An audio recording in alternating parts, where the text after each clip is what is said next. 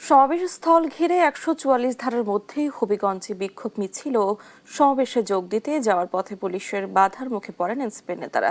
এ সময় পুলিশের সঙ্গে কয়েক দফা বাকবিতণ্ডা ও ধস্তাধস্তি হয় তাদের। পরে হবিগঞ্জ মৌলভীবাজার সীমান্তের সাতগাঁ এলাকাতেই অবস্থান করেন এনসিপির কেন্দ্রীয় নেতারা। এ সময় রাজনৈতিক স্বাধীনতা অর্জন ও দলীয় নেতাকর্মীদের নিরাপত্তা নিশ্চিত না হওয়া পর্যন্ত অবস্থান করবে জানান এনসিপির আহ্বায়ক নাহিদ ইসলাম। এর আগে এনসিপি ও ছাত্র দলের কর্মসূচিকে কেন্দ্র করে আইনশৃঙ্খলা পরিস্থিতির অবনতি এড়াতে হবিগঞ্জে ১৪৪ ধারা জারি করে স্থানীয় প্রশাসন। বাচ্চা ছেলের চোখ একটা অলরেডি নষ্টের পথে, ডাক্তার বলছে যে এটা দিয়ে কাজ হবে না, এটাকে আমরা হায়ার চিকিৎসার জন্য ঢাকায় পাঠিয়ে দিই। এখানে আমাদেরকে ব্যারিকেড দিয়েছে এবং আমাদেরকে সেখানে যেতেও দিবে না।